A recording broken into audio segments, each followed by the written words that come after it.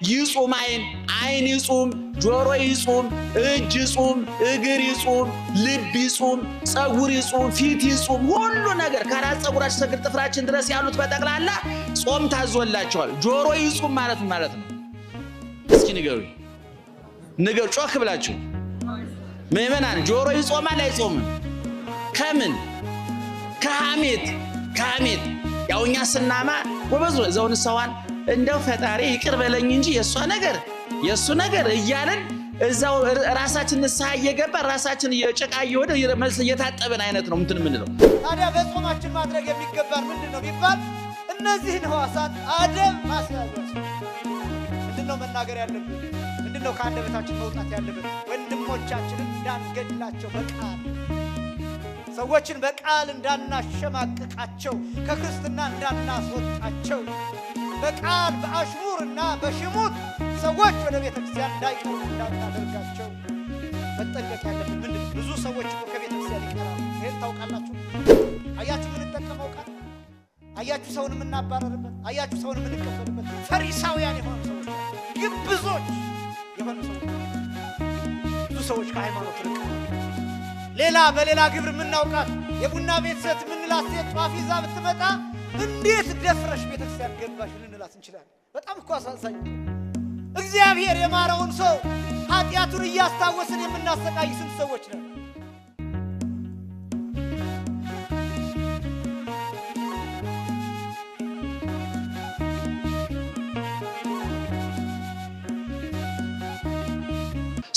ስንጾም ምንና ሟላ በእውነት እንኳን እኛ ትንሽ መጽሐፉ ጋር ያለ ነው እናንተም ታውቁታላችሁ። አፈጻጸሙ ነው ችግር ያለብን እንጂ የመረዳት ችግር ያለብን አይመስለኝም። እና ጾም አባቶቻችን ሲነግሩን የውስጥና የውጭ ጾም ረቂቅና ግዙፍ ጾም የሚታይና የማይታይ ጾም ብሎ ከፍለውታል ሊቃውንቱ። የመጀመሪያው ጾም ምግብ ነው።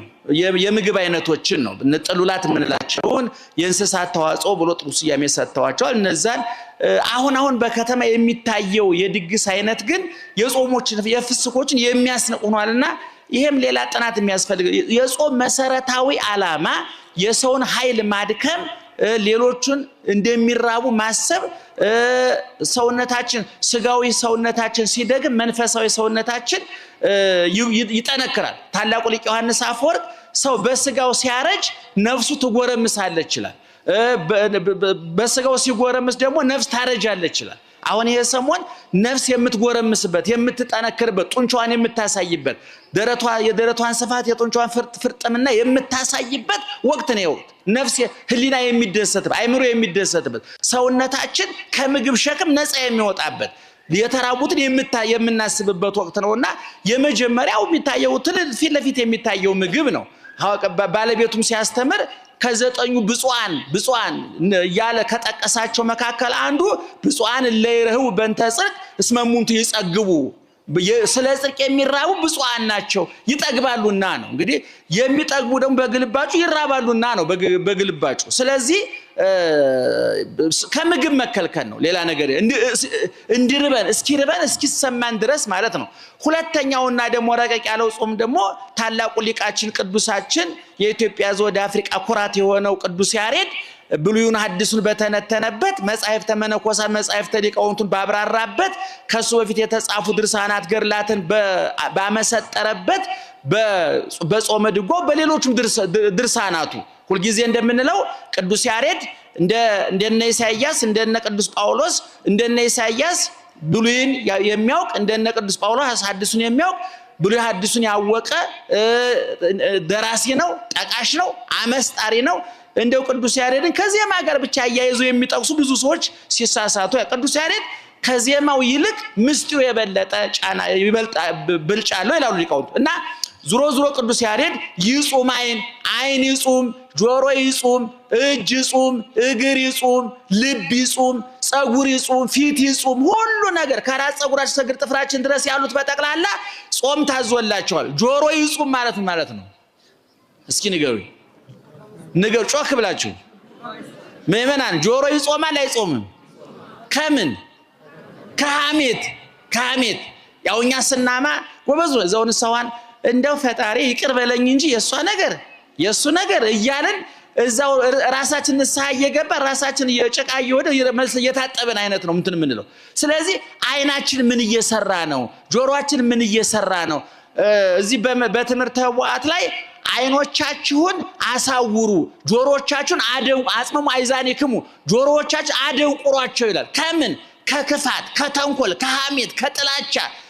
ስብሐት ጆሮ የተፈጠረው ስብሐተ እግዚአብሔር ለመስማት ነው፣ የእግዚአብሔርን ክብር ለመስማት ነው። አይን የተፈጠረው በጎ ነገር ለማየት ነው። ለዚህ ነው በትምህርታችን ብዙን ጊዜ እመቤታችን አይኗ ድንግል ነው፣ ጆሮዋ ድንግል ነው፣ ልቧ ድንግል ነው፣ እግሯ ድንግል ነው፣ እጇ ድንግል ነው፣ ከራስ ፀጉሯ እስከ እግር ጥፍሯ ድረስ ሁለንተናዊት ድንግል ናት።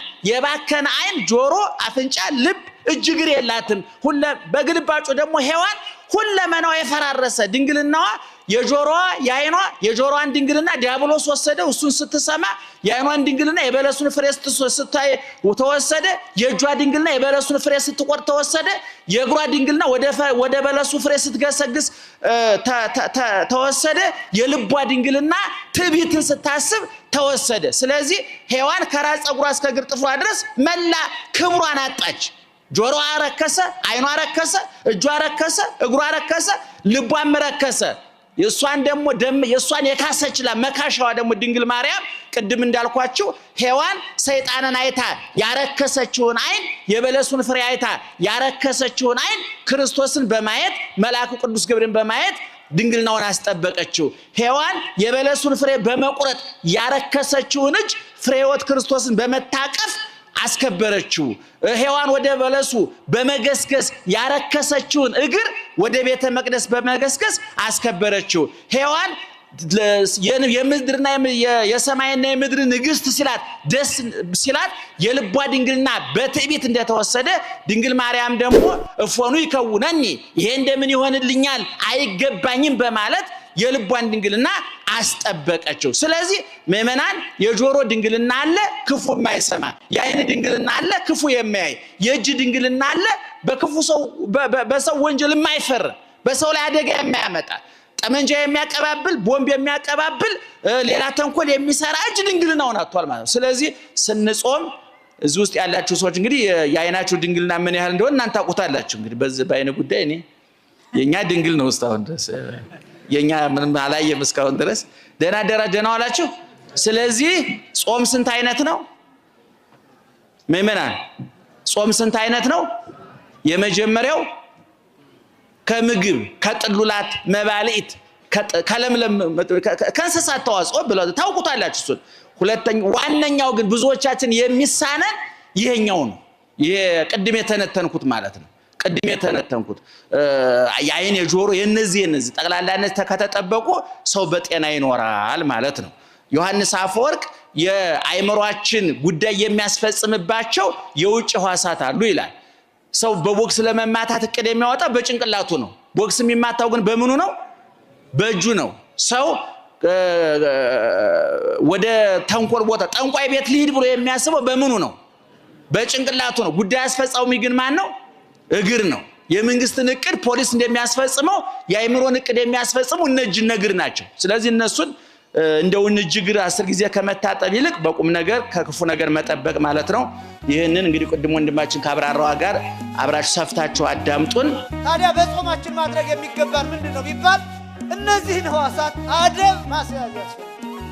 ምንድነው መናገር ያለብን?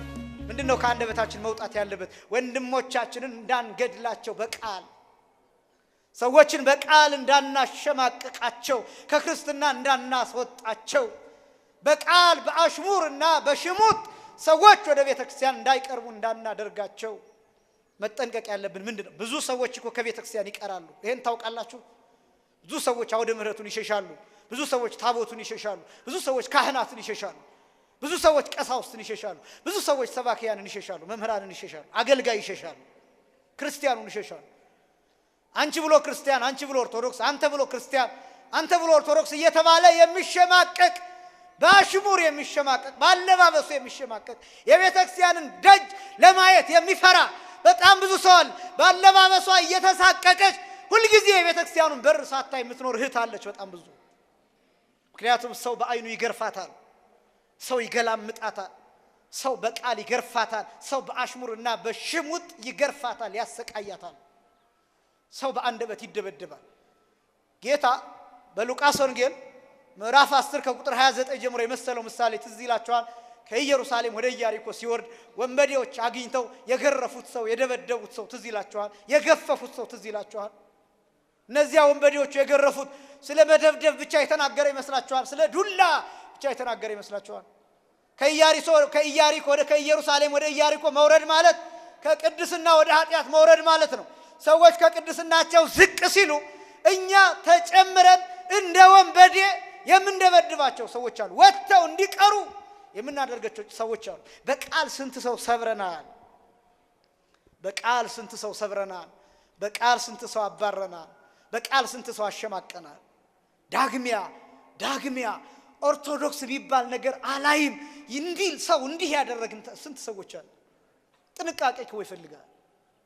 ጥንቃቄ ይፈልጋል። ሰዎችን እንዴት መያዝ እንዳለብን ጥንቃቄ ይፈልጋል። ለነፍስ ሊገደን ያስፈልጋል። ለአንዲት ነፍስ፣ ያው ስለ ብዙ ነፍሳት አይደለም የማወራው፣ ስለ አንዲት ነፍስ ሊገደን ያስፈልጋል። ንግግሮቻችን በጨው እንደተቀመሙ መሆን አለባቸው። ጥበብ ያለባቸው፣ ማባበል የሚችሉ፣ መመለስ የሚችሉ፣ ለንስሐ ማብቃት፣ ለሥጋው ደም ማብቃት፣ ለእግዚአብሔር ደጅ ማብቃት የሚችሉ መሆን አለባቸው። አንዲት ሴት ሱሪ ለብሳ አጭር ቀሚስ ለብሳ እዚህ ብትመጣ ዞር በይ ብሎ ጎትቶ ማውረድ አይደለም።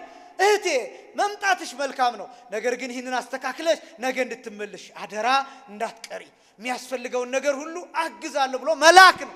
በድንጋይ ደብድቦ ማባረር የሚፈልግ ሰዋል። ይቺ ባለጌ ብሎ ማባረር የሚፈልግ ሰዋል። አያችሁ ምን ተጠቀመው ቃል? አያችሁ ሰውን የምናባረርበት፣ አያችሁ ሰውን የምንቀበልበት። ፈሪሳውያን የሆኑ ሰዎች አሉ፣ ግብዞች የሆኑ ሰዎች አሉ። ብዙ ሰዎች ከሃይማኖት ርቀዋል። በሌላ ግብር የምናውቃት የቡና ቤት ሴት የምንላት ሴት ጧፍ ይዛ ብትመጣ እንዴት ደፍረሽ ቤተክርስቲያን ገባሽ ልንላት እንችላለን። በጣም እኮ አሳዛኝ እኮ። እግዚአብሔር የማረውን ሰው ኃጢአቱን እያስታወስን የምናሰቃይ ስንት ሰዎች ነን? እግዚአብሔር ይቅር ያለውን ሰው፣ እግዚአብሔር ኃጢአቱን የሰረዘለትን ሰው እኔና እናንተ እያነበብን የዕዳ ደብዳቤውን እየገለጥን በጣም ስንት ሰው እናሸማቅቃለን። ንስሐ የተገባበትን ኃጢአት እያነሳን እያስታወስን አንተ እኮ እንዲህ ያደረግህነን እያልን እየወጋን እያቆሰልን ሰውየውን እንዲያዝን የምናደርግ ስንት ሰዎች ነን? ስንት ሰዎች ነን? የክርስቶስን ቁስል ሁልጊዜ እየቸነከርን የምንኖር፣ እየወጋን የምንኖር፣ ጌታን እየገረፍን የምንኖር፣ ዛሬ መስቀል እንዲሸከም እያደረግን የምንኖር ስንቶቻችን ነን? ክርስቶስ እኮ ወንድምህ ነው፣ ሌላ አይደለም። ክርስቶስ የሞተለት ሰው ወንድምህ ክርስቶስ ማለት እኮ ነው፣ ኢየሱስ ማለት እኮ ነው። ምክንያቱም ክርስቶስ ሞቶለታል። ሐዋርያው ቅዱስ ጳውሎስ እኮ ይናገራል አንደኛ ቆሮንቶስ ምዕራፍ 8 ላይ ክርስቶስ የሞተለት ወንድሜ ከሚሰናከል ለዘላለም ስጋ መብላት ይቅርብኝ ይላል። ወንድማችን ከሚሰናከል እኮ መተው የሚገባን ነገር እኮ አለ። መተው ቃል ይቅርብህ፣ ክፉ ነገር ይቅርብህ፣ ማሽሟጠጥ ይቅርብህ፣ አሽሙር ይቅርብህ፣ መዘባበት መሳለቅ ይቅርብህ፣ ሰውን ማሸሽ ይቅርብህ። ተማሪህንን ይሄን ማወቅ ያስፈልጋል። በጣም ብዙ ሰዎችን አሸማቀናል። በጣም ይሄ በመንፈሳዊ ብቻ አይደለም በስጋዊው ጭምር። ስንት ልጆችና ከቤተሰብ ጀምሮ፣ ከእናት አባት ጀምሮ፣ ከወላጅ ጀምሮ፣ ከወንድም ከእህት አንተ ብሎ ሐኪም ብለን እኮ የምናሸማቀቃቸው ልጆች አሉ። ገና ሲጀምሩ አንተ ብሎ ዶክተር የምትሆን አንተ እንዲህ ብለን በስድብ የምናሸማቀቃቸው ገና ከህፃንነታቸው በሞራል የምንጎዳቸው ልጆች አሉ እኮ። አስተዳደግ ቤተክርስቲያን ታስተምራለች። ለህፃናት ውስጥ ትነግሯቸው ትህትና ማስተምሯቸው፣ በራስ መተማመን ማስተምሯቸው፣ ራሳቸውንም እንዲያዩ በበጎ እንዲያዩ ራሳቸውን በበጎነት እንዲቀበሉት ማስተምሯቸው፣ ግን ደግሞ ትዕቢተኞች ኩራተኞች እንዳይሆኑም ማስተምሯቸው ስጋዊው ጭምር። እና እነዚህ የስሜት ህዋሳት ተብለው የሚጠሩት በዚህ ጾም የምንገራበት ጊዜ ነው፣ የምናጥባቸው ጊዜ ነው። አይን መታጠብ አለበት እግዚአብሔርን በማየት። ጆሮአችን የእግዚአብሔርን ቃል በመስማት መታጠብ አለበት። አፍንጫችን ዕጣኑን በማሽተት መታጠብ፣ መቀደስ፣ መለየት አለበት። አንደበታችን የእግዚአብሔርን ስም በመጥራት የእግዚአብሔርን ቃል በመናገር በመመስከር መታጠብ፣ መቀደስ አለበት። እጃችን መታጠብ፣ አካላችን ህዋሳቶቻችን በቃል እሳት በእግዚአብሔር ቃል እሳት፣ በወንጌል እሳት፣ በመንፈሳዊነት እሳት፣ በጾም እሳት፣ በበጎነት እሳት መታጠብ፣ መቀቀል፣ መጠበስ አለባቸው። መለየት፣ መሰዋት፣ መቃጠል አለባቸው። ፊትህን ታጠብ የሚለው የሚያሳይ ይሄን ነው። ቅድስናን፣ መንፈሳዊ ቅድስናን፣ መንፈሳዊ ንጽህና የሚያሳይ ነው። ሁለተኛ። ሶስተኛ ፊትን መታጠብ ማለት በእንባ መታጠብ ነው። ፊትህን ታጠብ ማለት አልቅስ ማለት ነው። አልቅስ፣ እንባ ይኑርህ፣ እንባ ይፍሰስ። እንባ ከምን የሚመነጭ መሰላችሁ? ከልብ ሐዘን የሚመነጭ ነው። እንባ ራስን ማዋረድ ይፈልጋል። ፕሮቶኮል የሚባል ነገር ማስወገድ ይፈልጋል። እንባ የሚወጣው እንደዛ ነው። ማልቀስ የምትችሉት ትሁት ልብ ሲኖራችሁ። እንባ ያጥባል። እንባ ከውስጥ የሚወጣው የተዋረደ ልብና የሳሳ ልብ ሲኖራችሁ፣ ትክክለኛ ውስጣዊና መንፈሳዊ ስሜት ሲኖራችሁ እንባ ከዓይናችሁ ይፈሳል። ልባችሁ ከደነደነ እንባ ያስቸግራችኋል። ለምን ለምትወዳቸው ሰዎች ታለቅሳላችሁ? ለምን ስለ እናት ስለ አባት ታለቅሳላችሁ? ለምን ስለ ልጆች ታለቅሳላችሁ? ለምን ስለ እነሱ እንደምታለቅሱ ታውቃላችሁ? ራሳችሁን ለነሱ ትሰጣላችሁ፣ ትወዷቸዋላችሁ። ስለምትወዷቸው ልባችሁ ይሳሳል። ስለዚህ እንባችሁ ይታዘዛል። እግዚአብሔርን ትወዱታላችሁ ሆይ? ይሄ ነው ጥያቄው። በአራት ነገሮች ማልቀስ እንደሚገባ አባቶቻችን ይናገራሉ። አንደኛ የራስን ኃጢአት አስቦ ማልቀስ፣ ሁለተኛ የባልንጀራን ኃጢአት አስቦ ማልቀስ፣ ሶስተኛ የሰማዕታትን ግፍ አስቦ ማልቀስ፣ አራተኛ የጌታን ሞት አስቦ ማልቀስ። በእነዚህ በአራት ነገሮች ማልቀስ። የመጀመሪያው የራስን ኃጢአት አስቦ ማልቀስ ማለት ንስሐ ነው። በቃ በድያለሁ ይቅር በለኝ ብሎ ማልቀስ። ማመን ይፈልጋል። ማመን ይፈልጋል። ውስጥን ማየት ይፈልጋል። ራስን መቀበል፣ ኃጢአተኛውን ማንነት ተቀብሎ ወደ ጻድቅ ማንነት መውሰድ ይፈልጋል። እንባ ከዛ ነው የሚመነጨው። እንባ ከዛ ነው የሚመነጨው። እንዲያውም ጸሎትን ሲገልጣት ማሪሳቅ ጾም እሰማ ለጸሎት ወእህታ ለአርምሞ ወነቃ ለአንብ ወጥንተ ኩሉ ገድል ሰናይት ይላታል። ጸሎት ማለት የጸሎት እናት፣ የዝምታ እህት ይልና የእንባ ምንጭ ይላታል። የተጋድሎ ሁሉ የመልካም ምግባር ሁሉ መነሻ መጀመሪያ ብሎ ይገልጣታል። ጾም እንባ ማለት እሱ ነው። የራስህን ኃጢአት አስበው። በድለናል። እንደኛ የበደለ ማንም የለም። እንድንሸማቀቅ አይደለም፣ እንድንጨነቅም አይደለም። ንስሐ ገብተንበት ሊሆን ይችላል። እንደ ሕዝብ የበደልናቸው በደሎች አሉ አይደለም። ያውም በዚህ ዘመን የሚያሳዝነው የግል ኃጢአታችን ብቻ አይደለም፣ አንድ ላይ ሆነን የበደልነው በደል፣ አንድ ላይ ተስማምተን በአዋጅ የሰራነው ኃጢአት፣ በአዋጅ የገደልነው ሕዝብ፣ በሚሊዮን የጨረስነው ሕዝብ፣ በሚሊዮን የሞተው ሕዝብ። እነዚህ እኮ የማህበር ኃጢአቶች፣ የሕዝብ ኃጢአት እኮ ነው። ይሄ ኃጢአት የሕዝብ ኃጢአት። እስካሁን ይቅርታ እንኳን አልጠየቅንበትም። ይሄን ታውቃላችሁ? እስካሁን ንስሐ አልገባንበትም። እስካሁን አናምንም። እንዲያውም አንዳንዱ ሰው እንደዚህ ሲባል ምን ለማለት ፈልጎ ነው? አሁን ፖለቲካ ለማውራት ነው የሚል ሰው አለ። እንደ ሕዝብ የሰራነው ኃጢአት አለ። እገሌ አይደለም። በምስራቅ በምዕራብ በሰሜን በደቡብ አላልኩም። እንደ ኢትዮጵያ ሕዝብ የሰራነው ኃጢአት አለ። 2 ሚሊዮን እና ከዛ በላይ ሕዝብ ገለናል። ግን ዕቃ የጠፋብን እንኳን አንመስልም። ለምን እንደዚህ ሆን ይመስላችኋል? አንድ ላይ በአዋጅ ተስማምተን መግለጫ አውጥተን አንድ ላይ ወተን የሰራነው ኃጢአት ነው። እና እንደ ሀገር እኮ እኔ የሚያስፈልገው ይሄ ለታስተስረው የሚባል አለ በብሉይ ኪዳን የስርየት ቀን የሚባል እንደዚያ የሚያስፈልገን ሁሉ ይመስለኛል። እንደ ሕዝብ ከጫፍ እስከ ጫፍ ልክ አዋጅ አውጀን ለጦርነት እንደወጣ ነው ሁሉ ለምህረት ለእርቅ ሁሉ መውጣት ያለብን ይመስለኛል። እግዚአብሔር እንዲታረቀን እንደ ማህበር የሰራ ነው፣ እንደ ሕዝብ የሰራ ነው፣ አንድ ላይ የሰራ ነው፣ በሚዲያ የሰራ ነው፣ በአካል የሰራ ነው፣ በተግባር የሰራ ነው፣ በልብ የሰራ ነው፣ በአይምሮ የሰራ ነው፣ በሐሳብ የሰራ ነው። የታባቱ ይበለው ይቀጥቅጠው ፈለጠው ቁረጠው ብለን የተናገርነው ሰራለት ያልነው እነዚህ ነገሮች እኮ አሉ። አልተቃወምንም። ሰው ከነ ህይወቱ ሲቃጠል አልተቃወምንም። ሰው ተዘቅዝቆ ሲሰቀል አልተቃወምንም። እንደ ድራማ ነው ያየነው፣ እንደ ፊልም ነው ያየነው፣ እንደ ቲያትር ነው ያየነው። ምንም አላለም። ርጉዝ የሆኑ ሴቶች ሆዳቸው ተሰነጠቀ ሲባል እንደ ዜና ሰማ ነው። ምንም አላልንም፣ አልተቃወምንም።